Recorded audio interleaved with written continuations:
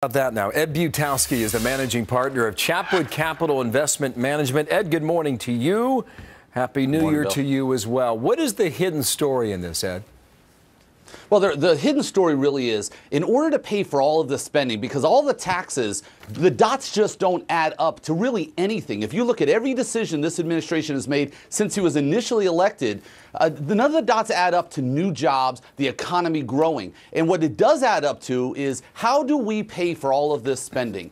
And the way we're going to pay for this spending is a silent killer, this virus called printing of money, which makes the cost of everything go up. So in a weird way, but a very factual way, rising costs are also a tax on everybody.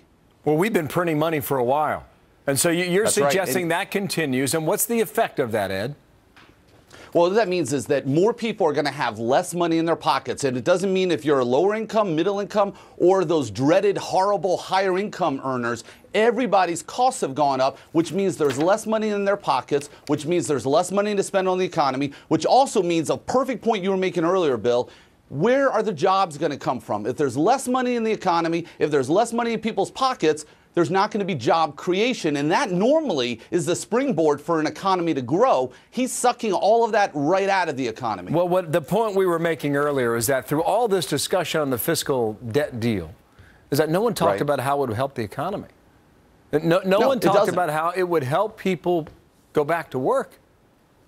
No, it doesn't. And one other thing that everyone needs to watch, we're talking about the stock market, and the stock market moves up and down for a variety of reasons. But the thing everyone needs to watch is the 10-year Treasury note. Because as interest rates rise, the cost for this country to borrow money increases, which means we have to then print more money, which makes your costs go up in order to pay the interest on that. This truly is a financial Armageddon that we are creating at this moment. And everyone's saying, oh, we got a deal done, we got a deal done. You talk to anybody out there, say, oh, good, we got a deal done. People need to understand exactly what that means. It means right now, less money in your pockets, more printing of money, your costs go up. Your electric bills go up, your gas bills go up, your food bill goes up. Everything goes up as a result of this deal, and your lives will become a lot worse. The argument you're making, that's a hidden tax on everyone. That is exactly right. Have you seen any indication out of Washington as to how they will end this vicious cycle? No, I mean, you heard it last night, right afterwards, or right before the vote, or I think maybe even right after the vote, more taxes on the wealthy, more taxes on everybody. So when the president says we're not going to tax the middle class, he just flat out stood in front of everyone and lied, because taxes have gone up on 75% of everybody simply by not extending the payroll tax cut.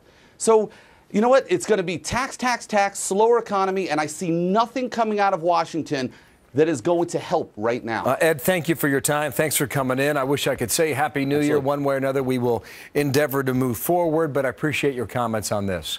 Thank you, Ed. Out of Dallas, Texas, he is today. Arthel has more now. And here's a little bit more of what Ed was talking about. Regardless of income, every American worker is getting hit by higher taxes. Last night's fiscal cliff deal allows the payroll tax holiday to expire, effectively raising Social Security taxes by 2%. That means if you make $30,000 a year, you'll be paying $600 more. On a $50,000 income, you'll pay an extra $1,000. And for people earning $100,000, you'll pay another $2,000. So many storylines coming out of this deal, and it's going to take some time for it all to digest, frankly. That bill preserves the Bush tax cuts for most Americans. It would not have passed with overwhelming Democratic support.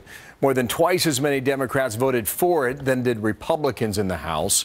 And Republican House leaders were split. John Boehner voted yes. His number two, Majority Leader Eric Cantor, voted no.